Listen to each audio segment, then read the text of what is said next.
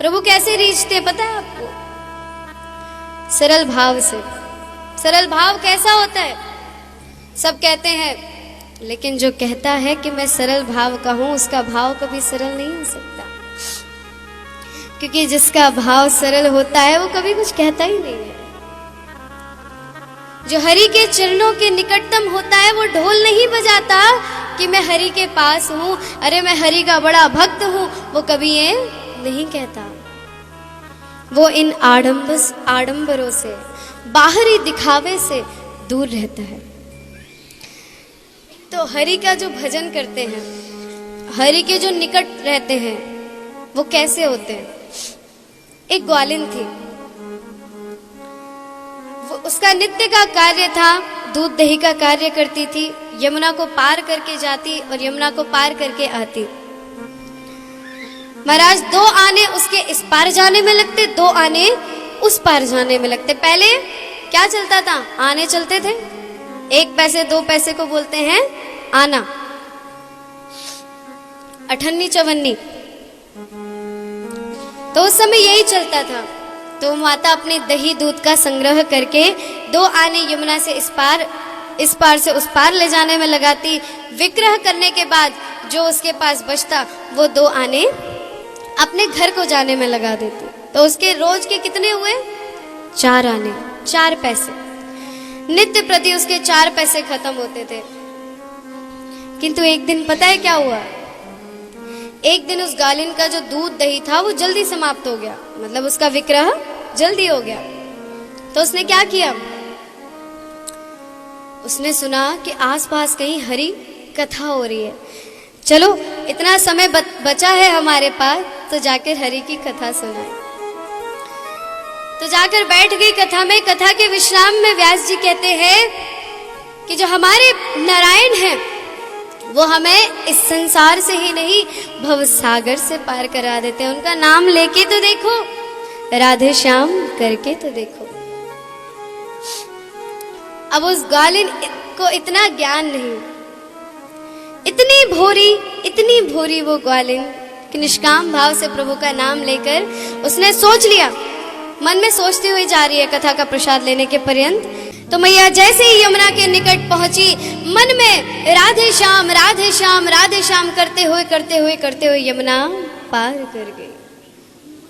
तो इसे कहते हैं सच्चे मन का भाव, इसे कहते हैं सरल भाव, इसे कहते हैं निष्कपट भाव। क्यों?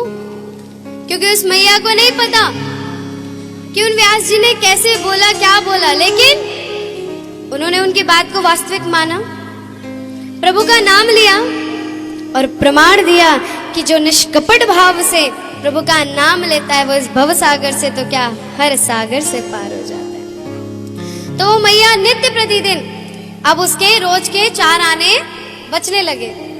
2 आने जाने के थे, 2 आने आने के थे। अब तो क्या लगता है?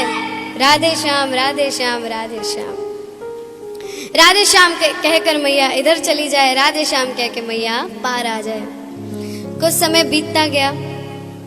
अब मैया के पास जो रोज के 4 आने बचते थे वो उन्होंने एकत्रित किए कि जिन पंडित जी की वजह से ये संभव हुआ उन्हें आज भोजन पर बुलाना चाहिए। घर पर सारी तैयारियां कर गई, चूल्हा चौका करके सारी तैयारियां संपूर्ण करके माता लेने चली गई पंडित जी को। अब सारे गांव में ढूंढा, पता तो पता नहीं था।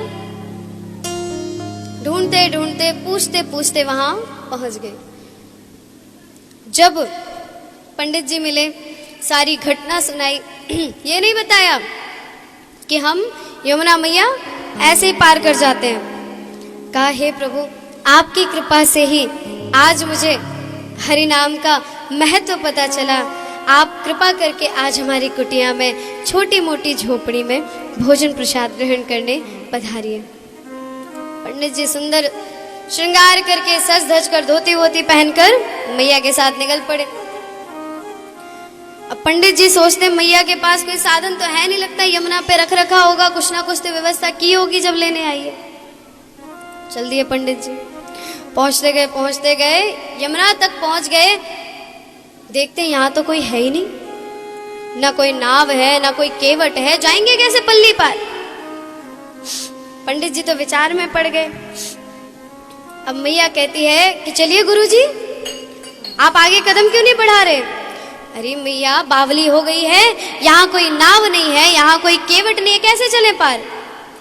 मैया कहती है गुरुजी तुमने ही तो सिखाया था, राधे श्याम बोलो भवसागर तर जाएंगे। तो ये तो यमुना है, हम तो रोज ऐसे ही जाते हैं। भैया पंडित जी सोचने लगे, गुरुजी सोचने लगे, ये कोई भूतनी है, ये तो आज मेरा हरण करके ले जाएगी। जब मैया ने राधे श्याम करके यमुना पार करके पंडित जी को दिखाया, पुनः वापस जब उनको लेने आई, पंडित जी कहते साची साची बता मैया तू है कौन। मैया कहती है अरे गुरुजी आप कैसी बात कर रहे, आपने ही तो कहा था कथा में, जिस दिन मैं कथा श्रवण करने आई थी उस दिन मैंने यही सुना था कथा में कि ऐसे नारायण हैं जो भव सागर से पार करवा देते हैं। जब मैंने सोचा कि वो भव सागर से पार करवा देते हैं तो यमुना कौन बड़ी बात है, तो यमुना से भी पार करवा देंगे। उस दिन से लेके प्रभु आज तक यमुना ऐसे पार हो रही है नाम लेकर। तो महाराज गुरुजी आज उस ग्वालिन के चरणों में प्रणाम करते कि हे प्रभु हमने तुम्हारा इतना गुणगान किया, इतना नाम जप किया, इतना ध्यान किया, सब किया, लेकिन आज तक कभी तुमने हमारे ऊपर ऐसी अनुकंपा नहीं की जैसी इस ग्वालिन के ऊपर की। कारण क्या था, सिर्फ एक ही कारण था, निष्कपट भाव। प्रभु केवल और केवल निर्मल जन मन सो मोहि पावा, क्योंकि मोहि कपट चल छिद्र न भावा। कपट मोह छल ये प्रभु को दूर से ही नहीं भाता, लेकिन जो निर्मल भाव से प्रभु को भजता है, हाथ पकड़कर प्रभु उसे भवसागर से पार कर देते हैं। तो ऐसे प्रभु हमारे जिनकी कथा हम